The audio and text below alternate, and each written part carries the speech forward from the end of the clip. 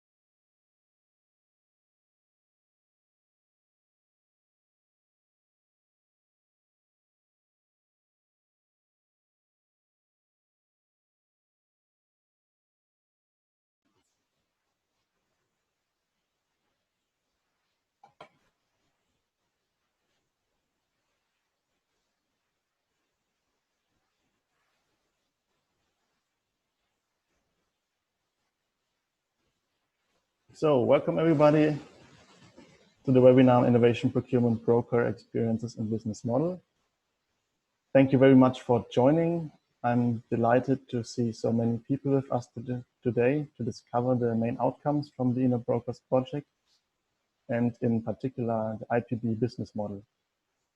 My name is Raphael Hirt. I work for ICLEI, Local Governments for Sustainability, which is one of the 7 organizations forming the Inno Brokers project team.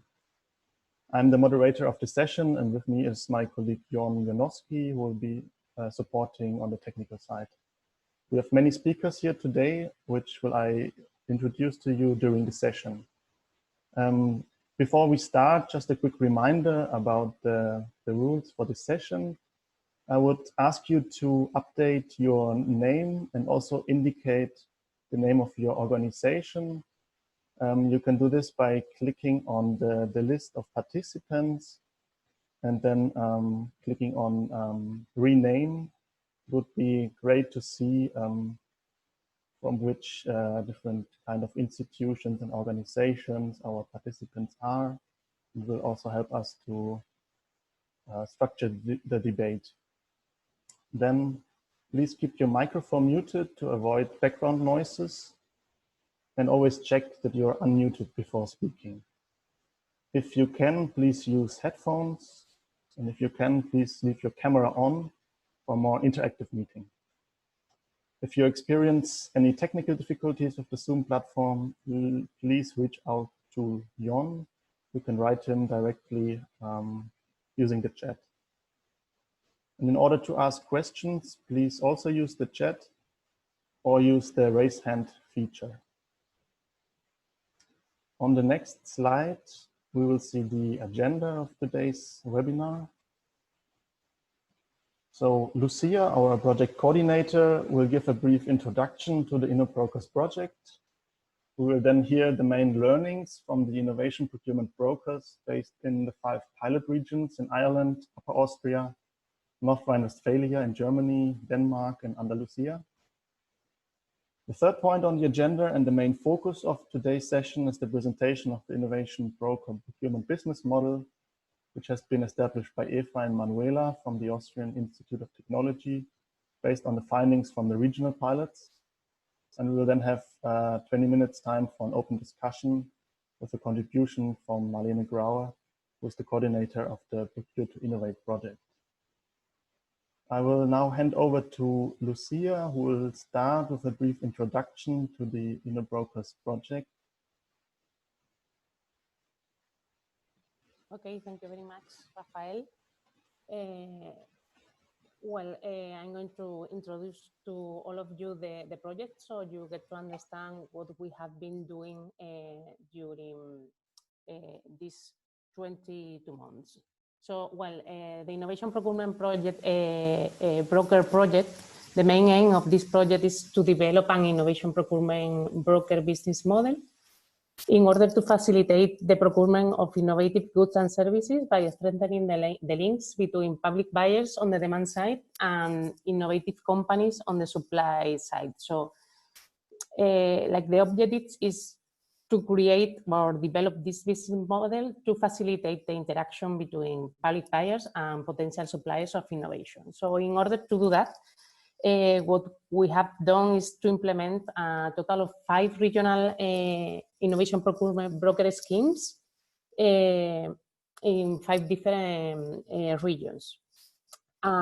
Basically, what we have done is support public buyers in the identification of their needs and the market analysis, and once ready, connect these public authorities with potential providers of technological solutions, testing different brokerage approaches at regional and European level.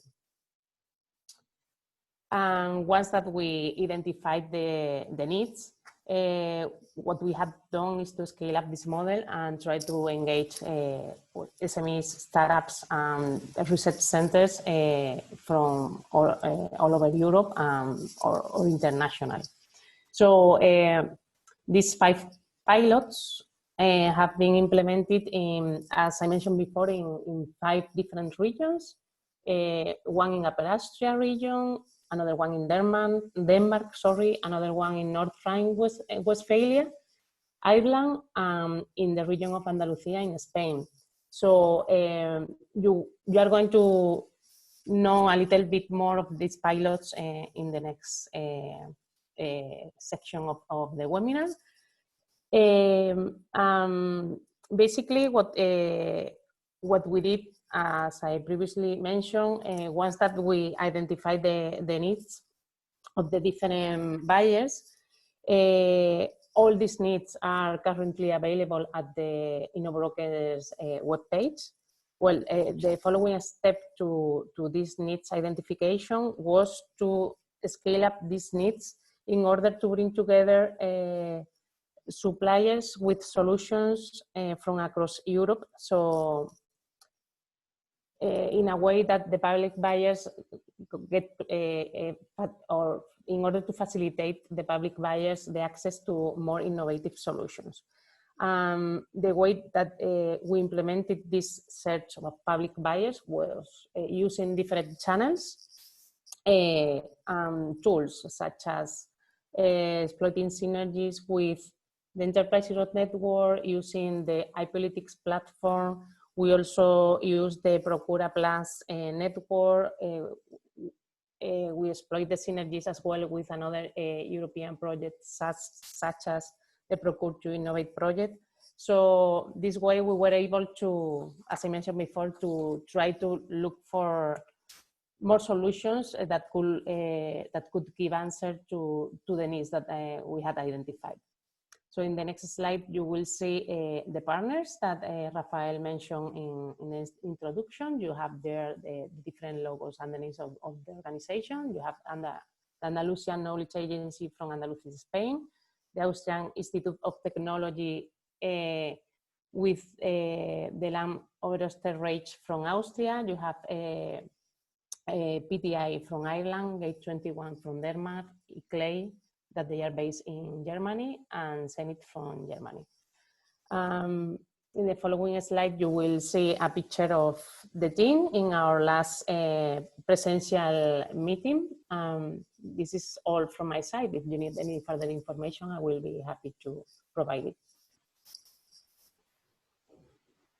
Yes, thank you, Lucia, for this introduction. Now that you have gained a better understanding of what the Innovation Brokers project is about, who the partners are, and what the objectives are, we will come to the second point of the agenda, and I will introduce to you some of the brokers that have been working with us, and they will be able to share their key learnings from the 5 pilot regions. As it is key to understand the institutional setting of each broker, I will say a few words about each of the organizations that the 5 Innovation Procurement Brokers are working with. Let us start with our Irish partner, PTI. PTI is a private company established in 2017 and is the Irish Competence Centre for Procurement, supporting public and private sector professionals. PTI has a particular focus on innovation procurement, and it promotes innovation through best practice procurement. PTI is aligned with 3 Irish universities, among others, and offers educational training and coaching services. It is PTI's vision to be the gateway for all procurement professionals in Ireland by developing Ireland's current and future talent pool and achieving the best value for money decisions for people, profit, and the planet. Mike, it has been a pleasure working with you, and I'm excited to hear about your main learnings from the project. Thank you, Rafael. I appreciate this. And again, I might just recap in terms of the focus for our pilot, just to give people context. So 2 Irish contracting authorities were looking to source sustainable or circular workwear, specifically personal protective equipment or PPE for their employees that work outdoors. So products like hard hats, working coats, high-vis jackets, high-vis pants. These are typically produced from materials which are not sustainable and not circular. So this is an issue that was raised, and an innovative requirement was developed from this. So the innovative nature of what we're doing was looking to find materials that were circular or solutions that could be reused at end of life to avoid landfill. These items needed to have reclaim attributes, but also they also needed to adhere to mandatory health and safety. So in the process that we took, or the approach we took, and as my colleague Mary initiated this, we started with a series of workshop discussions with potential buyers. We defined their need. Afterwards, we undertook some desktop research on potential suppliers. We got a better understanding of the PPE market in Ireland and further afield. Following this, we utilised a number of supplier search tools, and particularly the European Enterprise Network. So we created 2 profiles or 2 requests on the EN, and through this, the information was dispersed amongst the different networks in Europe, and this was very helpful. At the end of this process, there was 7 expressions of interest identified from 6 countries, and we have shared this information with the buyers, and ongoing discussions are taking place. I suppose just to clarify, one of the largest challenges we had over the last 6 months, and this was really to do with timing, was that many PPE suppliers globally have been focused for the last number of months on generating solutions to assist COVID impacted situations. So they were not prioritizing sustainable or circular productions and in terms of small runs. Large factories from PPE globally were focusing on COVID issues. So that was, unfortunately, the timing of that was not helpful for this pilot.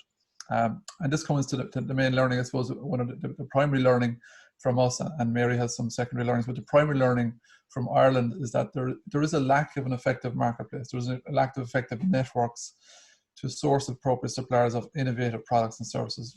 The EN certainly exists, and there's an online capability there, but it was the offline and the non-platform activities through email communications, personal connections. The real value of what we realize with the EN is the people and the networks that they've created offline, and that bore the best expressions of interest and the communications that followed. So that was the primary learning from us. And I'll just ask Mary maybe to comment on some secondary learnings. I'll hand it over to you, Mary. Mary Ryan, thank you. Sure, thanks, Mike. From a secondary learning perspective, we found that during the earlier stages of the pilot process, the facilitation of the workshop with the buyers was extremely helpful for the pilot in terms of getting clarity on what could be achieved and to identify the type of circularity and the benefits to the end users. So that was really important for the buyers and helped them to look beyond the existing frameworks to find the fit for purpose innovative goods that can offer benefits and improvements on what is currently available to them. A third learning that we would like to call out was the importance of the buyer-seller events. And it was clear that both public buyers and private sector buyers have shared the same needs. So there are scaling opportunities there. During one particular buyer-seller event, we discussed the potential of the sustainable PPE products and the need for the buyers to drive the need for suppliers to provide more sustainable product solutions in the market. So these were the primary secondary learnings.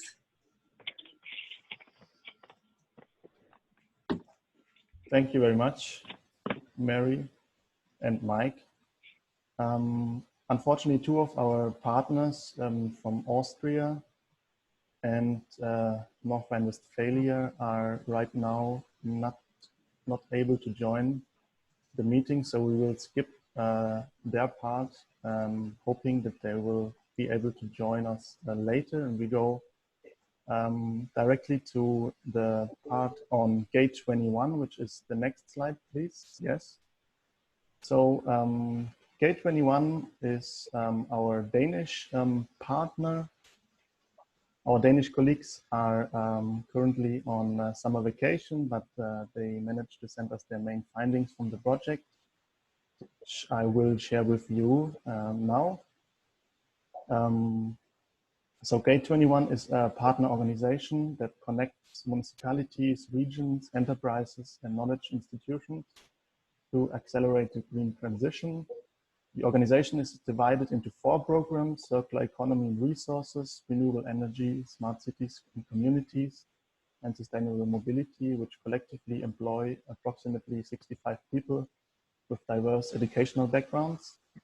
Besides green and circular procurement projects, Gate 21 are working on pilot projects demonstrating new green solutions that can be procured by state, regions, and municipalities.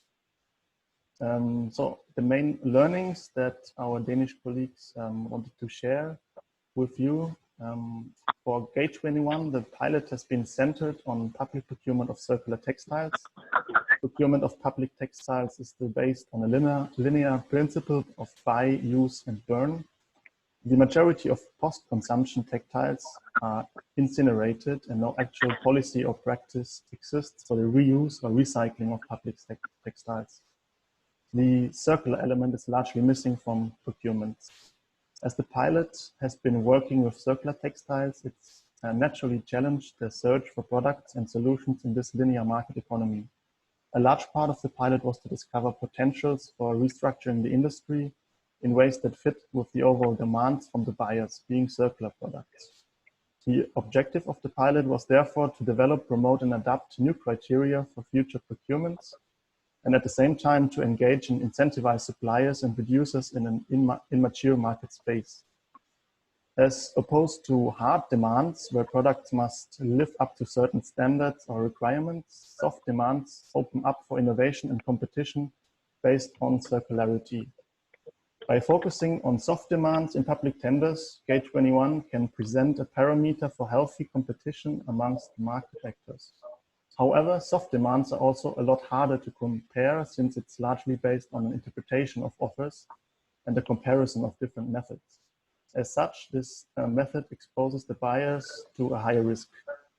The task is therefore to find the right balance between soft and hard demands and continue to work with demands as an ongoing task of continuing hardening the demands in line with the market development of new sustainable and circular products and solutions.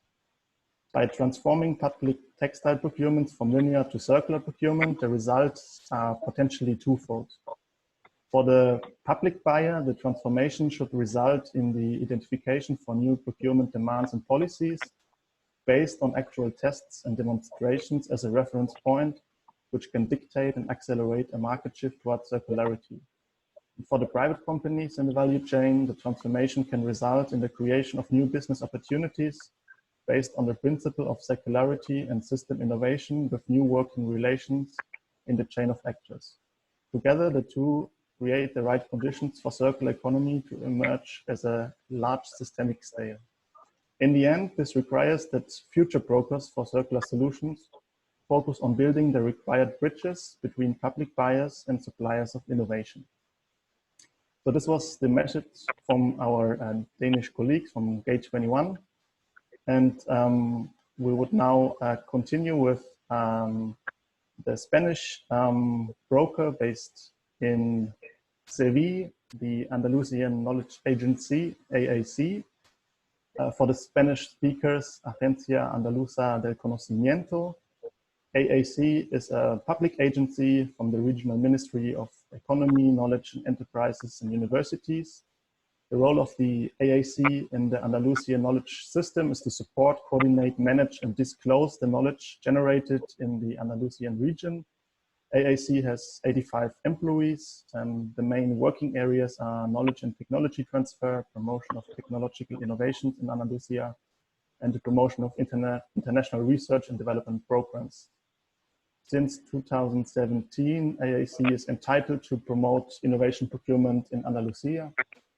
In this sense, an innovation procurement unit has been created to identify, promote, and support the whole life cycle of the pre-commercial procurement and public procurement of innovation contracts in Andalusia.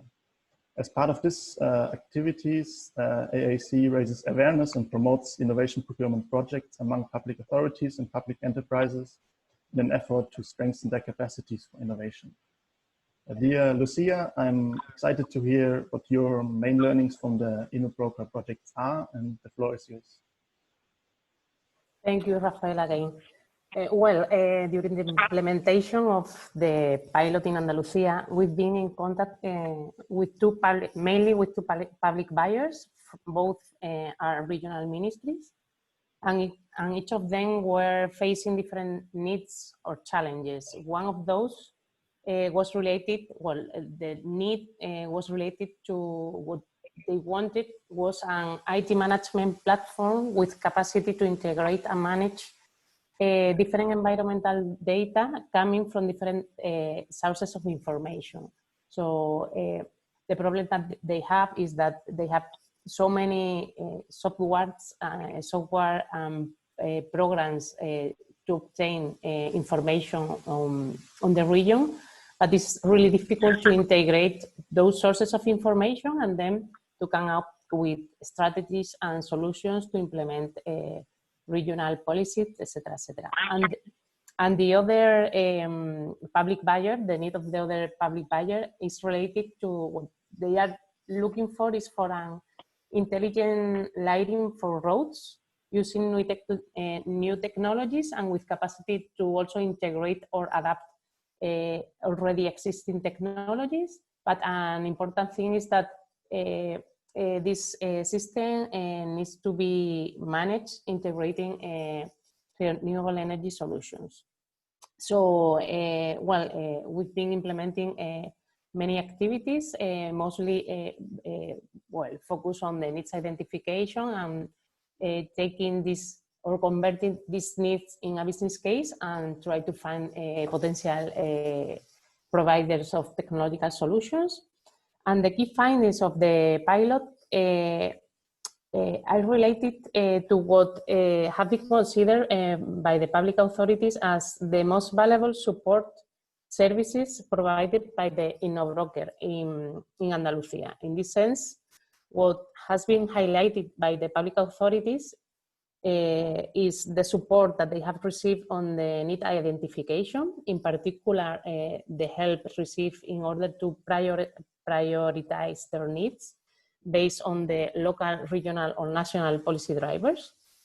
And on the other hand, they also think that it's very valuable, the support and the trainings that they have received and all the activities that we have organized in order to disseminate the project and the support on the preliminary market consultation. In this sense, what we have, the channels that we have used for dissemination, for the dissemination of the project are the same that our colleagues from Ireland have used. This is the Enterprise Europe Network, and we have received more than 20 expressions of interest coming from different companies from Europe. And the other thing is that as a result of these activities, these public authorities have access to a wider number of potential solutions. On the other hand, and speaking in terms of the difficulties towards launching an innovation procurement project, both public authorities agree that one of the main difficulties that they have been facing during the whole process, and is where, and in these difficulties, the role of the broker has been essential, is raising awareness on innovation procurement as well as on innovation among the technical and legal staff in their own organization. Because changing from what is known, let's say like this, like a traditional public procurement, try to change the cultural or the way of thinking and move towards innovation procurement is difficult for people who is not currently working on areas or activities related to innovation. And another main learning or key activity that we have been, or the support that we have been provided here in Andalusia is not only the process, the guidance on the different stages that they have to go into in order to launch an innovation procurement project, but also provide support to these public authorities on those on all those activities related to any research or innovation project. Because as I mentioned before, they are not really, they don't have experience working on the area or on innovative areas. So all the support and all the activities that are focused on let them know a little bit more about what is innovative, what is not, make maybe a foresight underneath is essential for these public authorities. So these are the main findings from the Andalusian pilot. Thank you very much, Lucia, for this presentation of the main findings from your pilot. We will now come to the main point of the webinar, the presentation of the Innovation Procurement Broker business model. Raphael, yes? Do you allow me a small intervention? I would be sorry, since our partners from Upper Austria and from Zenit couldn't join. In the background, they are sending emails that they are not able to join. I can say a few words about these pilots so that they are not completely skipped. I would like to start with Upper Austria. Would you agree? Yes, please. Can you show the slide from Upper Austria? Yes, Jon, can you go back to the slide yes, of the regional broker? For you. Because I think people would be interested to see. Yeah, this is in Upper Austria. So in Upper Austria, they did the procurement of an emergency call system. This is what you also see on the picture. on the right. And this is a it's a thing with a very broad application area. And because emergency calls in public buildings, you have elevators. I don't know how many. Hannes, our Upper Austrian partner, knows it. I don't know it, but it's, you can imagine, in every country there are many, and there are emergencies. And I remember that he had also a huge number of how many emergency calls, failure calls per anno are happening, which cost a lot of money for public authorities, because they send out a doctor, or they send out of the fire brigade, or they send out the police, and nothing happens. It's not so exciting, but if you think in numbers, if you think in impact, this is a quite exciting thing. In Upper Austria, and this brokerage was very successful in finding buyers and followers and completing the whole procurement cycle. So I think this is a very fine thing. And now I can only read what Hannes himself said as what has been his main learning. And this is, as we see, define clear goals, think and plan your innovation project, start it in practice and realize it. So he's a very down-to-earth person. And this was all 5 pilots were so exciting, and this is one of the 5 exciting ones. So far to Upper Austria. So in the meantime, our Zenit partner had a chance to join us, because otherwise, I would also like to say at least something about the procurers, because they are not, from Zenit in North Rhine-Westphalia in Germany. So they have municipalities as procurers. One is Schwerte, and the other one is Lippe.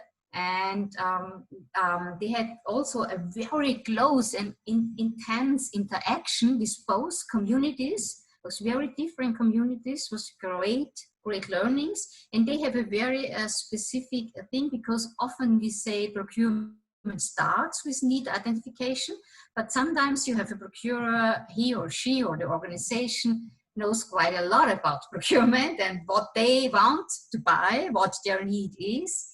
And then they have another area where the broker is needed. So where the broker is needed is really depends from the case, and was different in every of these pilots. And in their case, it was, for example, funding sources to find financing for the investments. And it's this assistance in carrying out an open market consultation. And this is a state as most important, that's interesting, the services are free of charge. You have to think, if you have a big public authority, they have enough money to buy a service, whatever they want, to hire a law firm. But municipalities are often not in the condition or in the situation to spend a lot of money.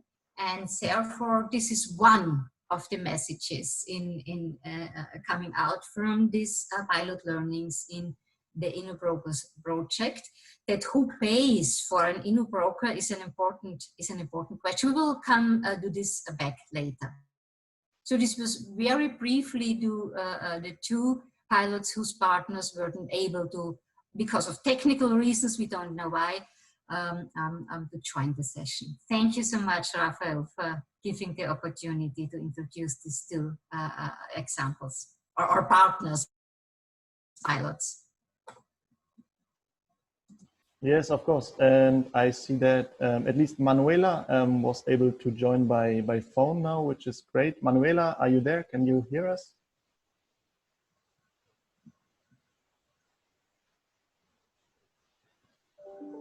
Can you hear me? Yes, we can hear you fine. Hello, Raphael? Hello. Can somebody hear me? Yes, we can hear you. No, it's Hannes. Hannes and Manuela. This is Hannes. Manuela, I hear you as well. Great. So maybe we give the word to Hannes directly, as we were just about to finalize the presentation of the regional pilots, and Eva already said some words about the work you've been doing, but now that you were able to join, I would like to give you the word. Okay, thank you. So I'll give you a short introduction of the project. First of all, sunny greetings from Upper Austria to all. Let me introduce our product innovation and the pilot. We were searching for a lift emergency system with many advantages compared to the actual system. There were described technical hardware requirements, software requirements, general requirements. For example, we wanted to change from the acoustic system, the state-of-the-art acoustic system, to the camera system, video-based system, which is vandal-proof and suitable for indoor and outdoor application.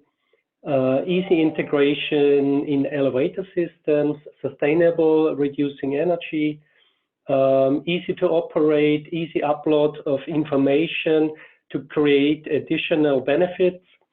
Information should be available there in several languages, and that all should be done on a reasonable price for sure. And at the very beginning of the project, I had to convince my organization to start the project, and it was very important for me to tell them, okay, there is the possibility to reduce costs. Maybe it is possible to create additional demands for automated detection, for example. We can develop the system to additional implications. After convincing my organization, I was informed by our innovation platform, where I have built a bridge to them a few years ago, and they serve me with ideas and innovative products. I got an information about the system available, which maybe can meet our demand. And then I looked for other public procurers within Austria, and many of them were very interested. I activated my public procurement network, and we got around 6, 7, 8 partners who were interested. And then we decided we start this pilot within the InnoBroker project. And yes, the learnings out of this project were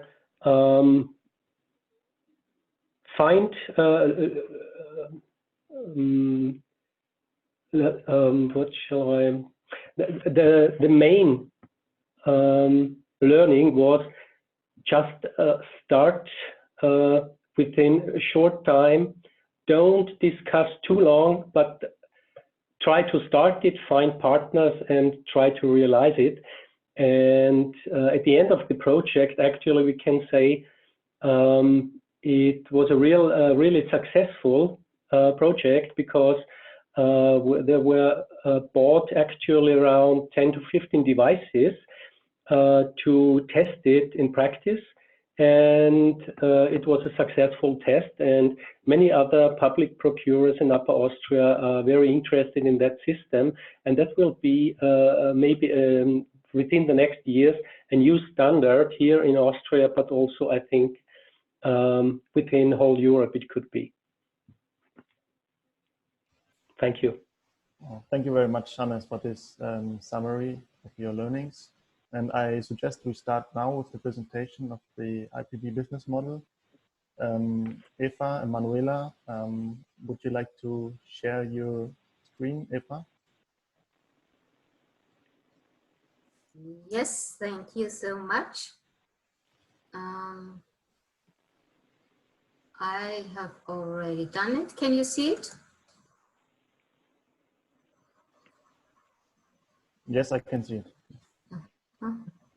Okay. So, yeah.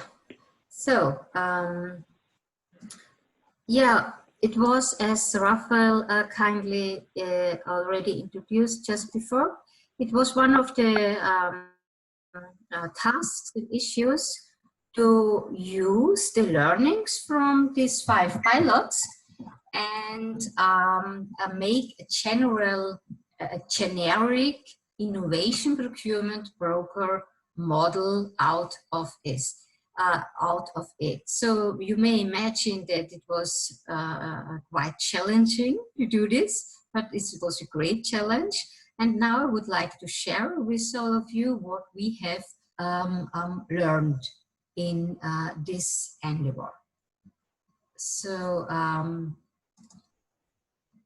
yeah, I can speak. So what we have several dimensions of this innovation procurement broker model, and which we will go through with you. We have the scope of an innovation procurement broker, what value is created by an innovation procurement broker. We will tell you what we have learned and generalized. What is a service portfolio of a procurement broker? What is the legal nature of the procurement broker? Does this make a difference if there is the one form or the other? Then we will talk about the business model behind this. And last but not least, very important point, about the costs of such an innovation procurement broker. So, but first, we have it on with one side, an overview over the model.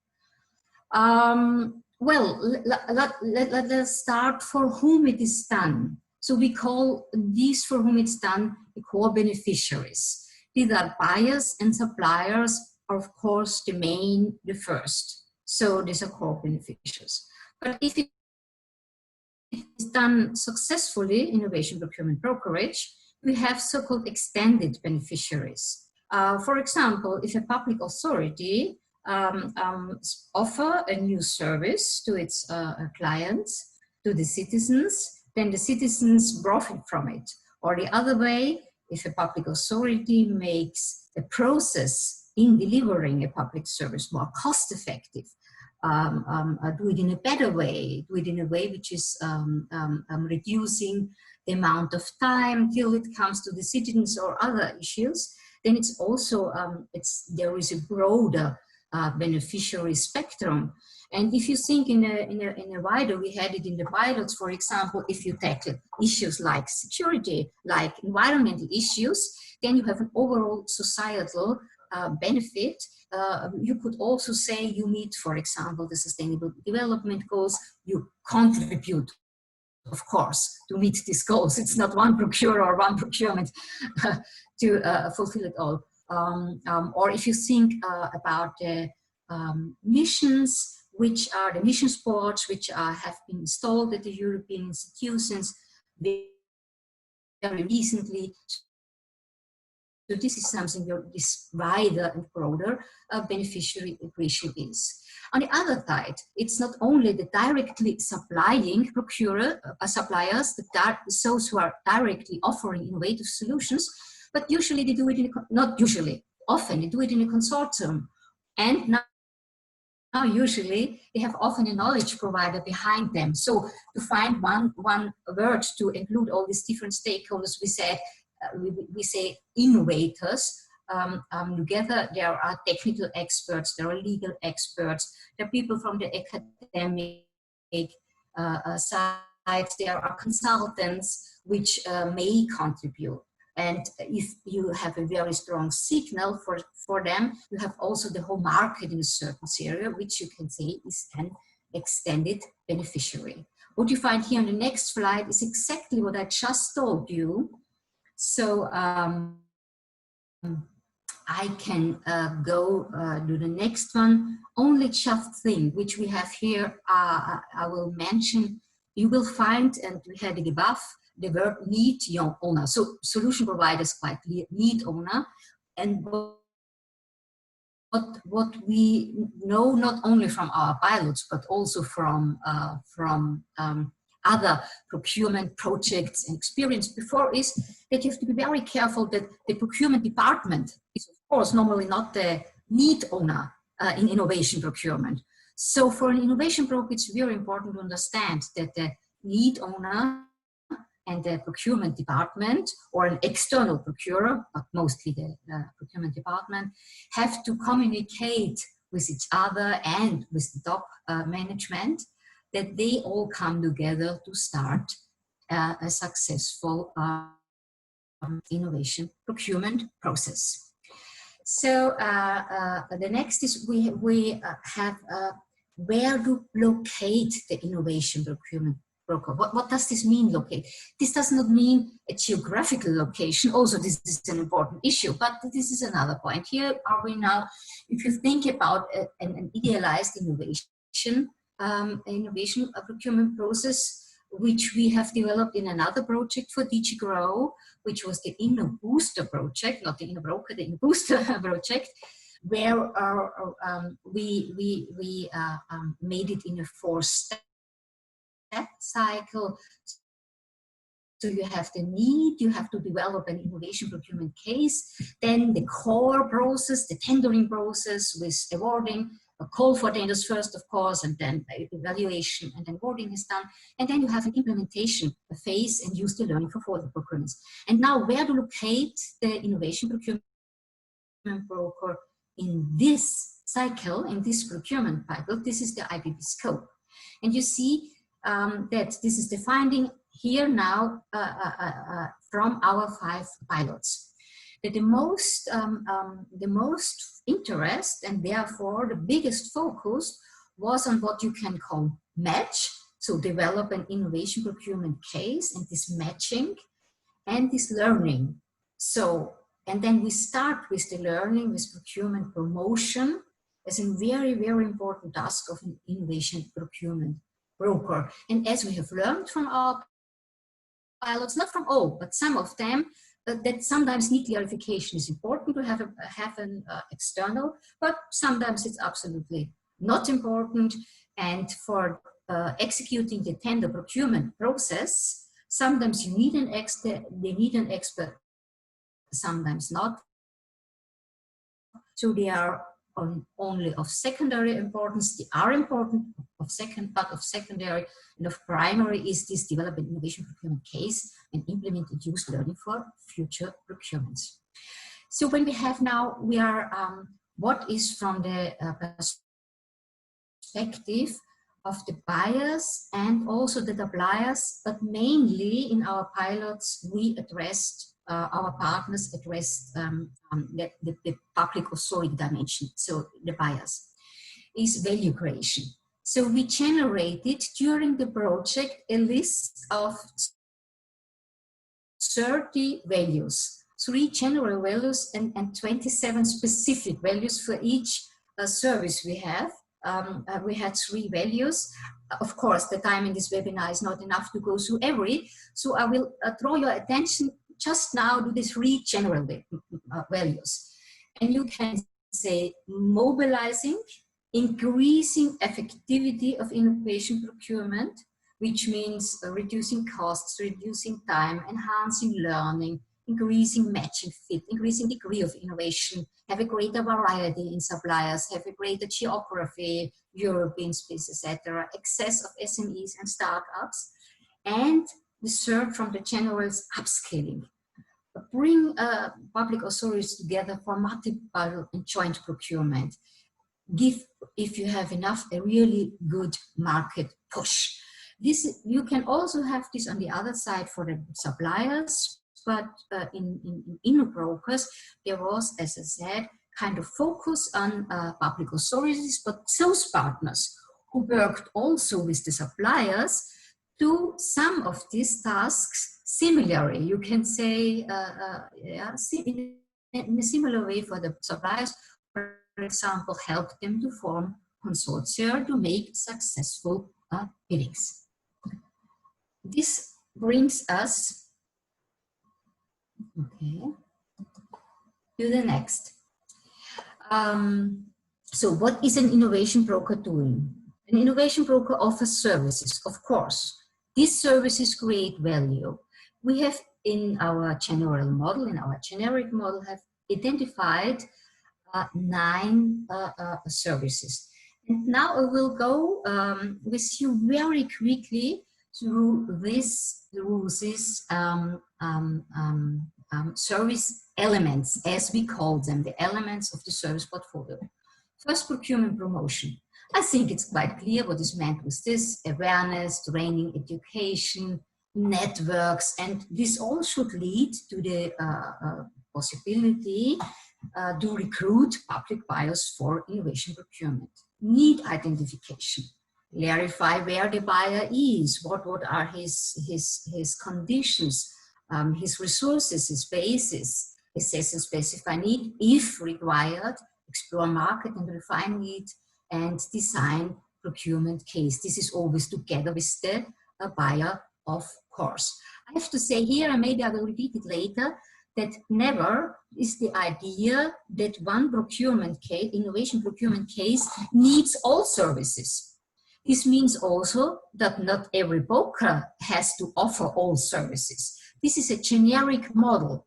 What we have identified could be necessary, but again, each innovation procurement case is different, and it could also be that a certain broker specializes on the one or the other service element and can be very successful and very effective with this business strategy. Let us go to the next service element, which is strategy development. It's very useful within a buyer organization to link the innovation procurement with the overall strategy, and sometimes it's even very meaningful to develop an innovation procurement strategy, think about costs and benefit, and this is also something which is very helpful to convince the top management to say yes, to devote resources for the innovation procurement, give the money and support it from the beginning to the end. The next service element is market analysis. This is something which was very, very strongly asked for in the 5 pilots. Conducting market research, establishing supplier contacts, and also deal with the degree of innovation, because it's so important to have the right height of innovation. It must be innovation, otherwise, it must be innovation involved, otherwise you could not call it innovation procurement. But if it is too far away, it's too risky, so you have to mitigate risk and deal with the right level of innovation. Next is buyer-supplier matching. Very important. Preparation of market dialogue, organizing of personal matchmaking. This is very, very much welcomed by both main customers, by buyers as well as the suppliers. If a third intermediary in this respect, the broker, is providing room that they can meet without having too many commitments, and of course the task of support for finding solutions. The next is financing identification. This is a service element we hadn't very early on our radar, but it turned out during the pilots that especially for the smaller public authorities, again, if you think about municipalities, or if you think about a museum which is not that big, or if you think about a kindergarten, and so on and on, they don't have a budget where they easily say, okay, we have the need for innovation, and then we make a process, and even they don't have the personnel, they don't have the money, and so they are very happy if they can join projects. And so this is a very interesting perspective for an innovation procurement broker, to identify funding instruments, developing together with the public authority a financing strategy, and even go so far to support the proposal management. Sorry, preparation, not management. It can also be that afterwards project management capabilities are asked for, but the first step is, of course, writing the proposal. The next is tender procedure support. Again, some of the buyers do not need support here, but some need very strong support, IPR clarification, market consultation, tender specifications, criteria, weighting, and even this can be very welcomed that the tender dissemination is supported, not only about TED, the electronic tenders portal, but also via newsletters, networks to specific supplier groups. This is also a task which raised quite interest from the buyer's side. Last but not least, benefit demonstration. This is very close to the beginning. If you want to recruit buyers, if you want to convince, then you should have in your pocket good practice examples, and you should be able to give demonstrations. And so this makes the round, the circle, the flower complete from the point of the service portfolio. Very brief. I come back to the point of value. As we told you, we made a little survey with our buyers, and here you find again the 9 elements of the service portfolio, and here you can see the rating from 11 of these buyers. We could not reach all buyers from the Innovation Brokers project because of Corona times, but this is a feedback from 11 buyers, and we had 3 values per service element. And you can see very clearly market analysis was rated highest. So 1 would be absolutely top, and 0 is of course 0. You see that this was very, very highly rated. Then we have a group of 3, matching, financing, and these general values build a group of 3, and then come the others. Of course, the last one, benefit demonstration.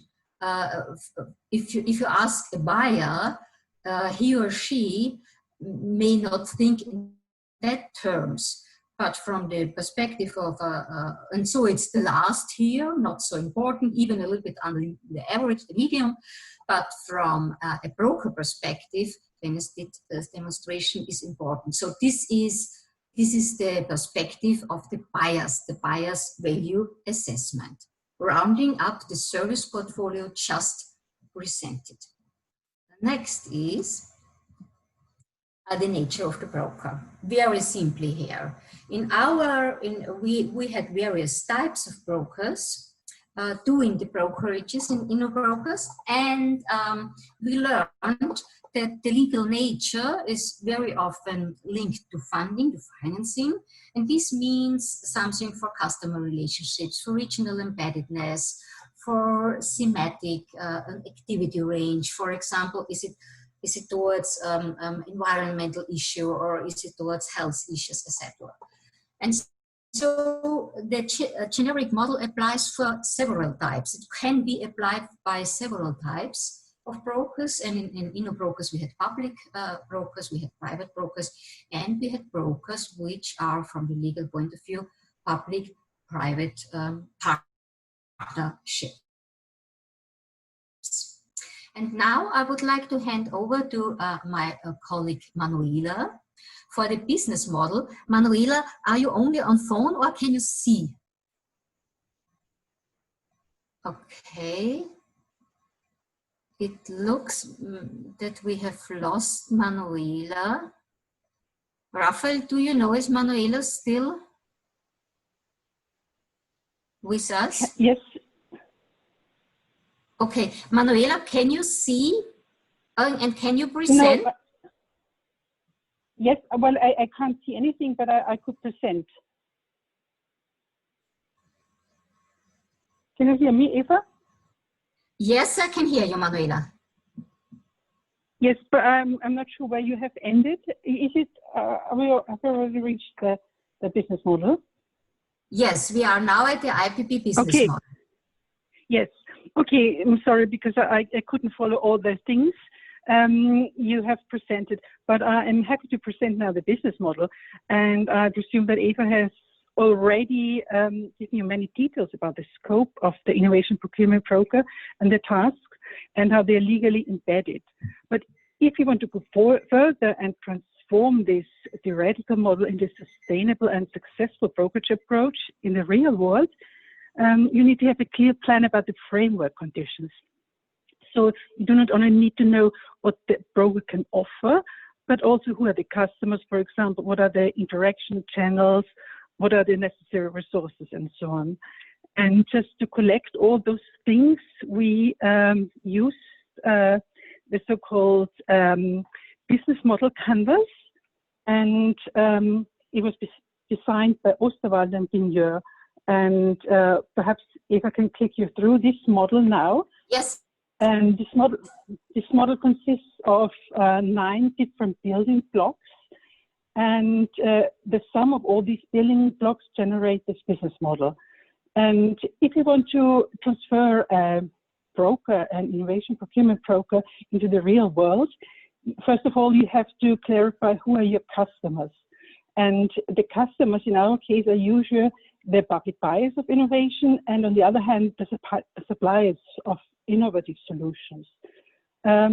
These are the main customers, but of course, a broker has to talk and exchange information with many other groups, stakeholder groups as well, for example, knowledge providers and so on.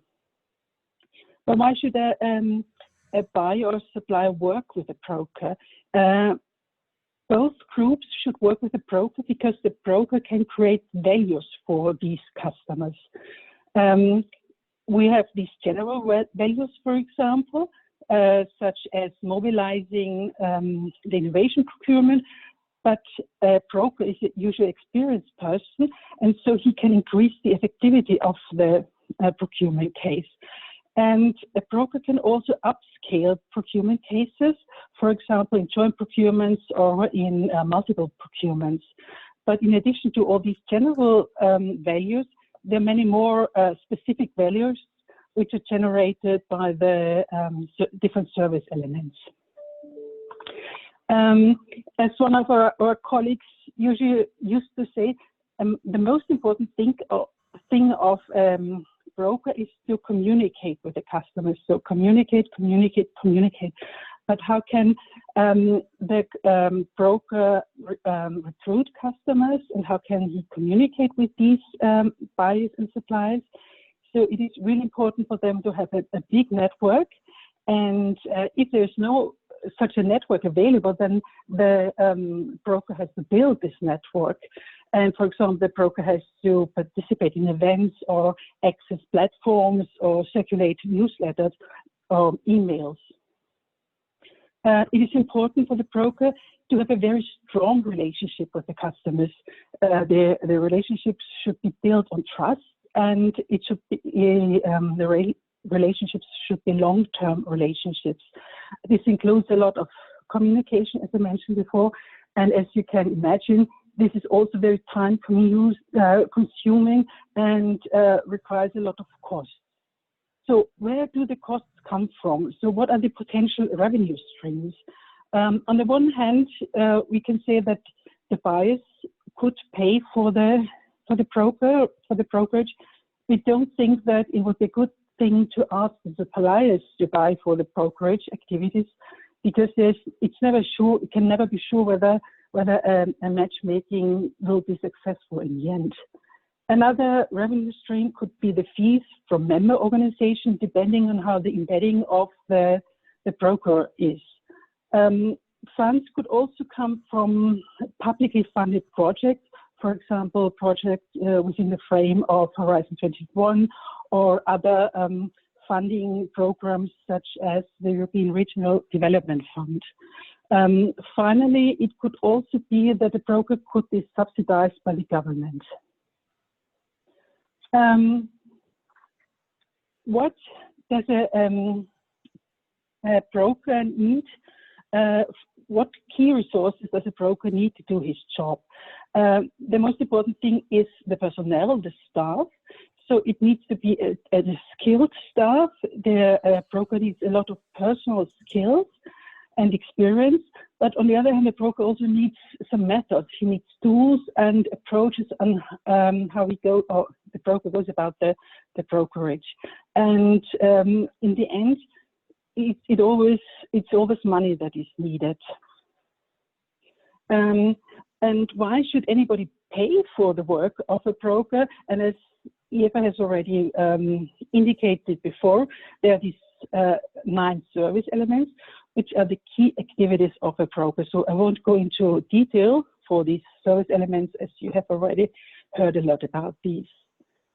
The key resources, staff, methods, and finance. But in addition to that, a broker also needs a lot of other contacts, stakeholders, networks. For example, he needs to have contact to innovators, such as researchers, technical experts, consultants, intermediaries, and so on.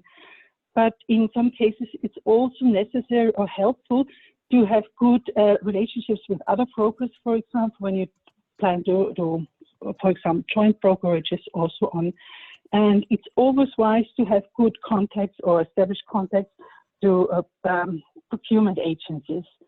And in some cases, it's also good to have contacts to other buyers and suppliers. So not just the buyers and suppliers that are the broker's customers, but just for information exchange, it would also be good to have a wide network of contacts with buyers and suppliers. As I've already mentioned before, all these activities cost some money. And we have prepared this cost structure for you. And as you can see in the table, we have calculated costs for each of the service elements. So how did we do that? While doing the pilot brokerage cases, we asked our partners to document all their working hours they spent on fulfilling the different service elements. Then we also asked them to document the costs they incurred for travels and, for example, event organization. We took the personal working hours and calculated by an average of 100 euro per hour. And this led us to the numbers you can see now in the table.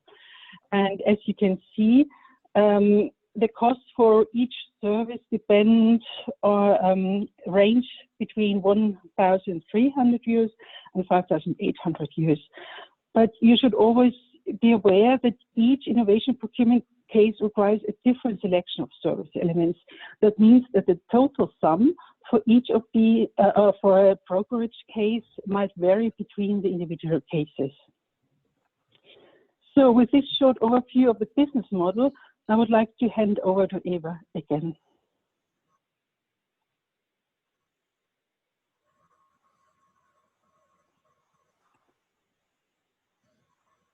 Eva? Yeah, thank you, Manuela. So we will finalize this very, very brief insight in the Innovation Procurement Broker model with an outlook. Of course, the project will end, but not the experiences, the learnings, the connections we have established. And this should happen in the future. An ongoing, as an exchange with other of learnings with other ongoing initiatives, with national initiatives, with European initiatives, or even beyond Europe. A continuation of the so-called proof of concept of the InnoBrokers IPP. Of course, there was already a proof of concept in 5 pilots. And these 5 pilots had quite a variety, but it's not the world. So there are many, many different experiences which we which will come. We hope so, and I think we can be sure of that, and see and test it and the replicability of this model. And if there is to be established a European Innovation Procurement Broker network, a lasting one, a big one, a comprising one, so this project could provide a good contribution to this establishment.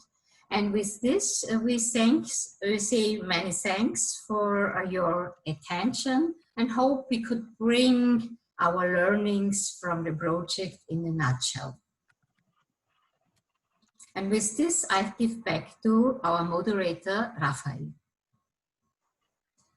Yeah, thank you, Eva and Manuela, for this presentation of the IPP business model and all the work that you've been doing in the last months in processing the data and the information from the regional pilots and establishing this business model. We have around 20 minutes left for an open discussion, and I would, yes? I would like to invite Marlene Grauer, who is the project coordinator of Procure to Innovate, to kick off this open discussion with some insights on her work and also on the IPP business model. Marlene, are you with us already? I hope so. Can you hear me? Yes, we can hear you. Okay. Hi everyone. It wasn't an easy process, but I am happy to report that eventually the computer that runs on the open source operating system on Linux was able to actually let me join the meeting. Should I just get started? Sorry, Raphael. Yes, sure. Yeah, okay. The floor is yours. I'm sure you're all keen to sort of start the discussion, and I get the top spot at the discussion today. I wanna give you a very quick glimpse into what I think can be an interesting connection of the innovation brokerage model with another initiative, a European initiative that is going on, which is a network of competence centers for innovation procurement. That is a European project called Procure to Innovate. You can see on the slide, we have 10 competence centers in the project. 5 already exist. 5 we are setting up, or 5 are actually already by now set up, and are just starting out like junior competence centers. And this network is supposed to grow over time. So we are hoping to encourage other member states to also set up competence centers of innovation procurement. So, well, slides are sliding over my screen anyway, but that's fine. So we're trying to encourage other member states to also set up those competence centers of innovation procurement, and have recruited 2 associate members in the meantime. So we are 12 member states as part of the project right now, who are interacting, exchanging, and learning from each other. And I think it's a very similar process that has been happening in the InnoBrokers project. And I think what can be interesting is the question, so is a competence center also an innovation broker, or can it be? And it's a question that actually has been for us quite interesting, because we are 10 competence centers by name, but we are very different in how we are organized, what the institutional structure is in our country. And I think everyone knows this from European initiatives. Eventually everything comes down to saying, oh, but it's, you know, in our country, it's like this, it's special, it's different. So it took us a long time to identify the sort of the triggers or the pulls that define how the competence center is organized in a country. And we came up with not categories, because it turns out categories are too rigid, but we needed something that was a little bit more fluid. So we have this triangle that you can see. And the idea here is that basically each competence center can be located within the triangle freely. So you have the ability to visualize a complex institutional landscape. I mean, as far as we can visualize that stuff. So with the competence centers, they have a lot of different tasks. But what we came down to is not the tasks they do are not really what defines them. What defines them is often how they are located in the institutions. So as you can see in the triangle, many of them are part of a government agency. So part of a ministry, part of an innovation agency, that would be like classic examples. Others, as you can see in the left corner, are part of the central purchasing body. So we have two pretty sort of clean examples here. That is Austria and Italy, where the competence center is located as a department or as a part of the central purchasing authority. And then finally, we have the right-hand corner, where the competence center is contracted out to a non-profit. That is also where we have in Germany and in Ireland. In Ireland, coincidentally, the competence center from Ireland, PTI, is also a partner in the Innovation Broker project. So that's a really nice connection here. So this is an area where the competence center is contracted to a non-profit agency and is a lot further removed from sort of daily policy work, let's say. And as you can see, we have a pretty special case in the middle, that is Finland. In Finland, they have a situation, what they call a virtual competence center. So it's 8 existing organizations that donate, if you will, or that give resources and knowledge to the competence center. And that includes the innovation agency, that includes the CPB, that includes all kinds of like research institutions. And in this way, they manage to be a very flexible, they have a very flexible concept, and they are able to also react very flexibly to the needs of the buyers that they serve. And so this is a very short glimpse into sort of what we have been doing in the project and the sort of analysis we have been trying to make. And I think what I find interesting to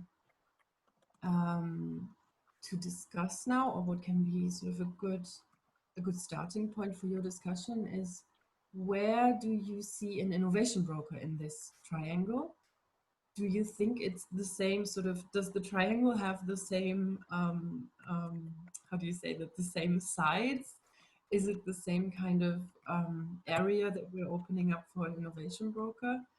And then finally, can a competence center for innovation, now I'm confused already. Can a competence center for innovation procurement also be an innovation broker? And should it be?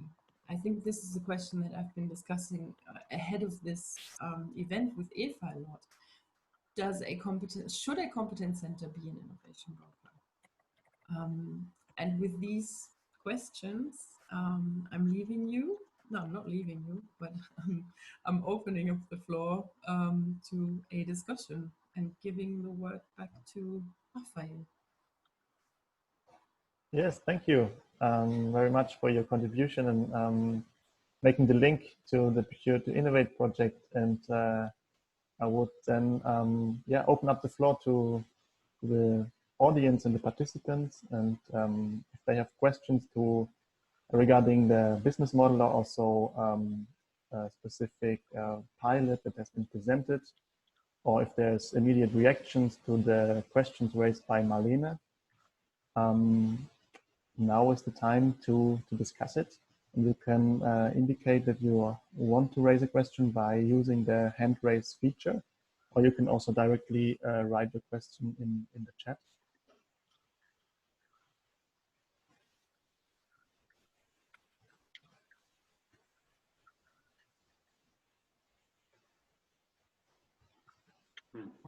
Mauro, may I have a question to our speakers. Yes, sure, go ahead. Okay, I'm Mauro Drauli from Italy, and really I was very interested from the data, the costs that I have seen in slide coming from the colleagues from Austria, I suppose. And I just would like to have a view of that slide, if it is possible, just to comment 1 minute, because it was very interesting for me to have some information to compare with our experience in Italy. I don't know if it is possible.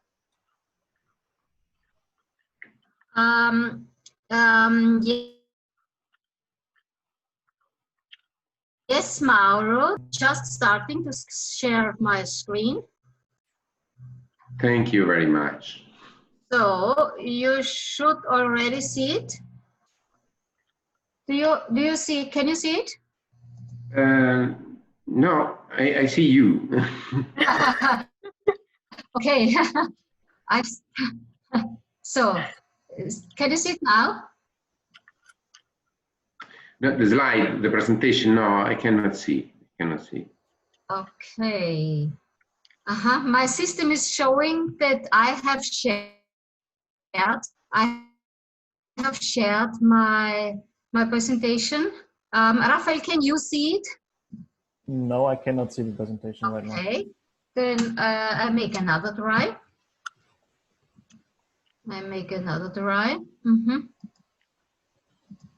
I share. Okay. And now it's yes. Oh, thank you very much. Okay. Sometimes the technical, yeah. This you wanted to see, Mauro. Please. Yes. What's your opinion on that? Sorry, the first question is: this is the estimation of cost for 1 year? No. This is we have a unit which is an innovation procurement case. Okay. Yeah, and this is the unit.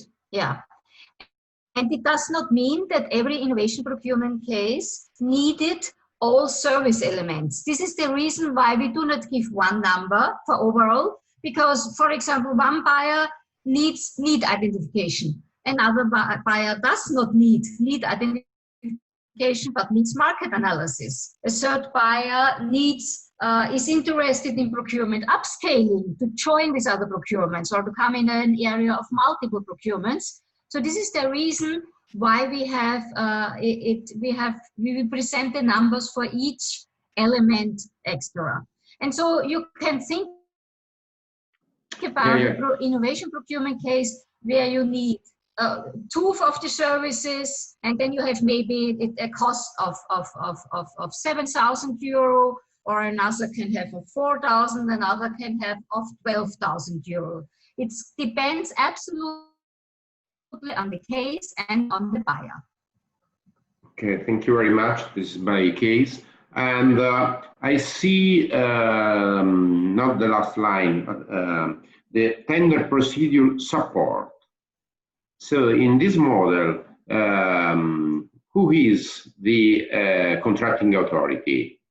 Is the same organization that performs the Innovation Procurement Broker services, or is another entity?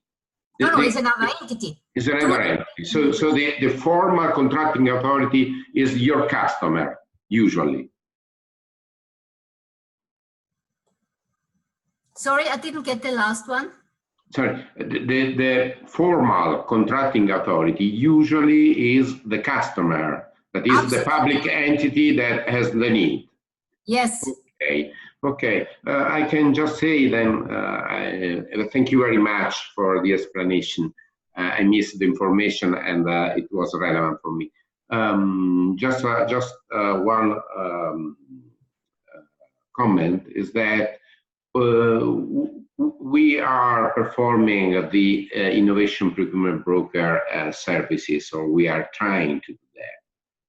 One point is that it's very hard for us not having the role of contracting authority, because our customers ask us to perform also the goal of contracting authority.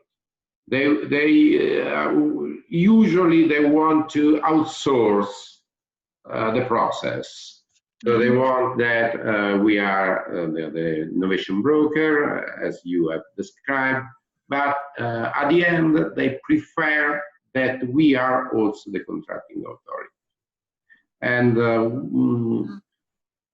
this is not for us the best choice, and we would like that other authorities would become able to perform the formal tender process, but it looks not to be easy, unfortunately. Yeah.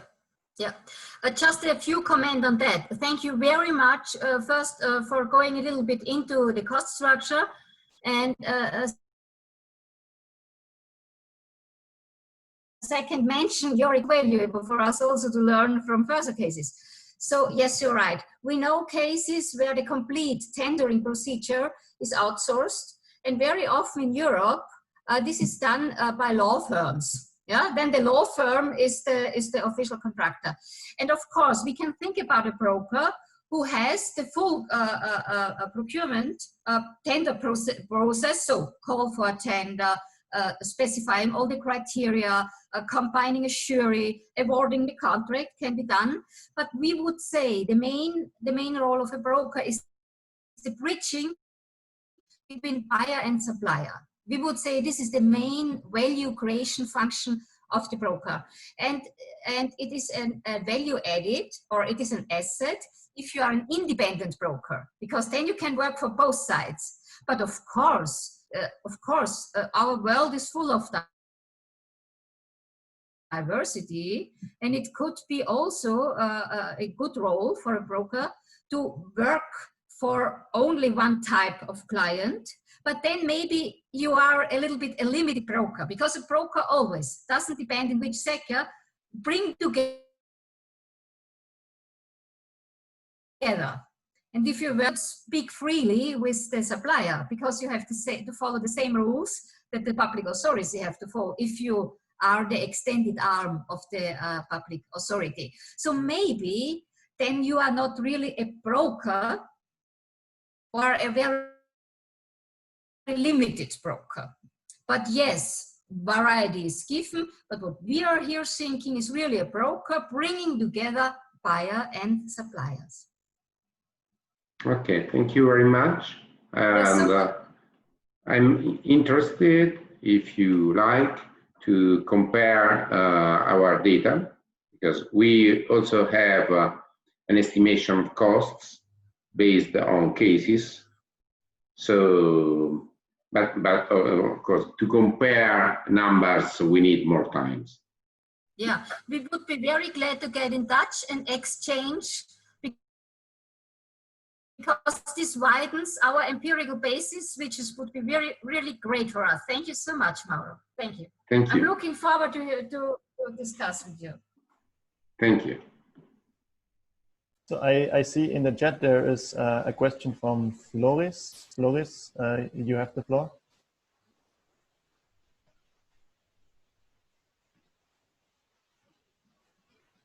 Thank you very much. Thank you for the presentation. I have a question. Perhaps I don't know who can answer it, but this broker project, I think it yielded some interesting results. Did you also make a comparison between these initiatives and private initiatives that want to play a role in the matchmaking between the public buyer and the private supplier?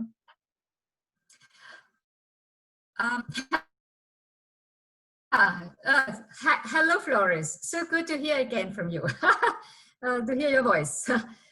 Good. This is. But I didn't expect anything else from you. This is a good question.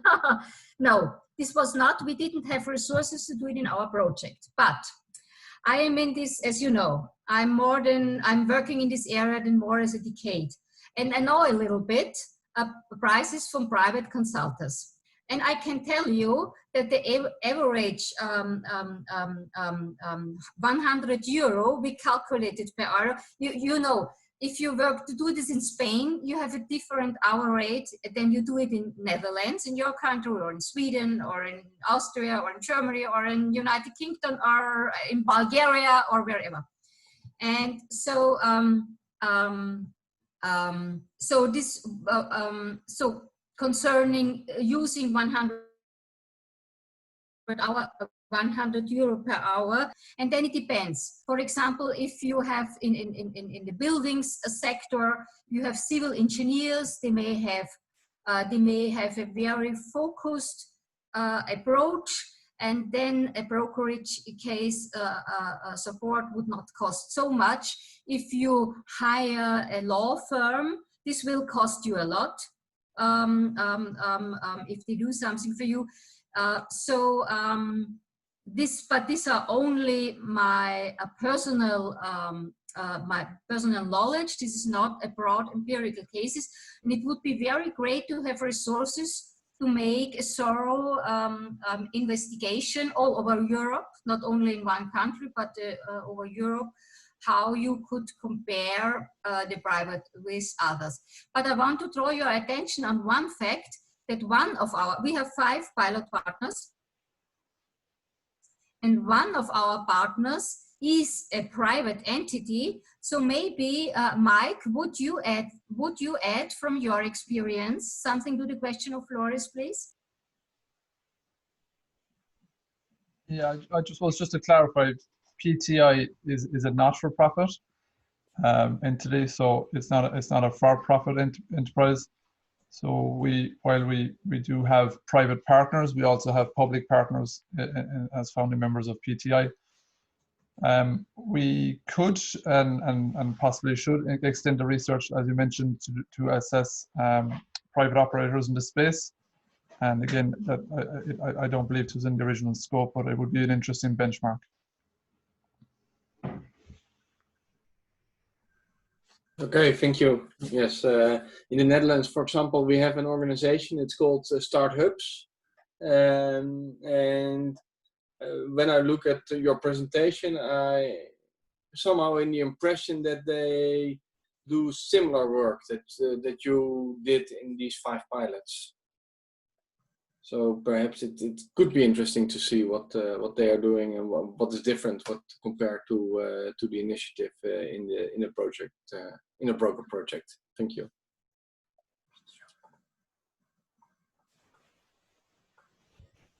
Is there any other question from the audience or reactions from the Innovation Procurement Brokers?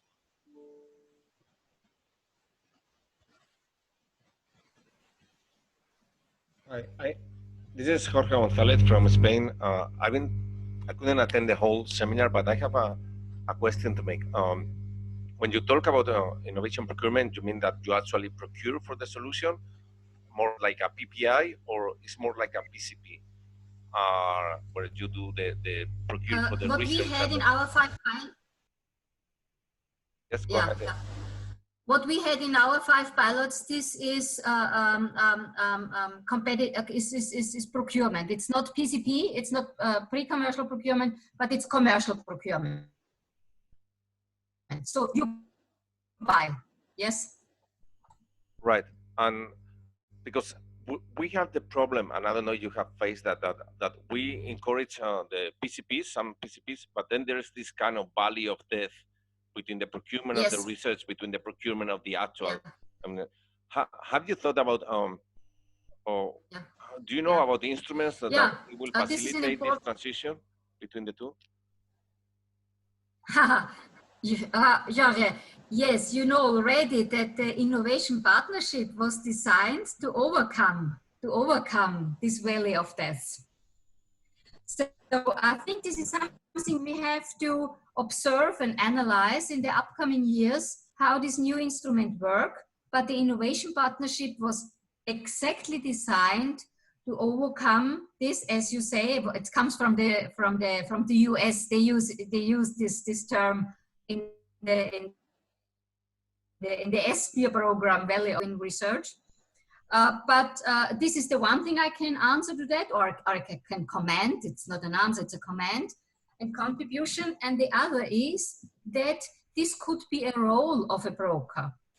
Uptake PCBs, which are not naturally go from research and development to buying, to actual procurement, to help them to overcome. And this brings me back to this very interesting learning of our pilot partners, that finding financing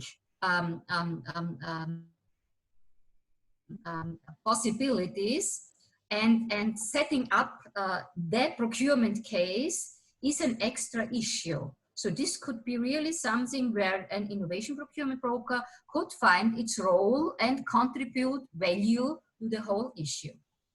Mm-hmm. Okay, thank you very much. In any case, this is something that we are really interested in. So any kind of best practices sharing or lessons learned, or this everything that you can share with the community will be great, because this is one of the biggest obstacles that we find to get real traction. Yeah, yeah. What we have presented here in a nutshell will be public available very soon. It's a deliverable of the InnoBrokers project. But again, I have to say, in the InnoBrokers project, we focused on commercial procurement, and there was not a focus in these five pilots to bridge between pre-commercial procurement and commercial procurement. But so you will not find it in that deliverable. But anyway, there's a lot of experience concerning it and concerning that in other publications around. For example, the mutual learning exercise on innovation procurement, which was done by DG Research a couple of years ago, dealt with this issue. So there is material available, and we would be happy to provide you with information about that. Thanks a lot. Really appreciate it. That's very interesting. Thanks.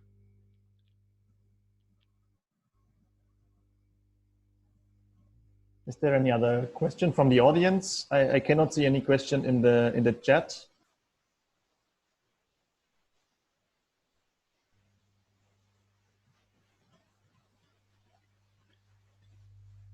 If this is not the case, then I think we come to the end of this session.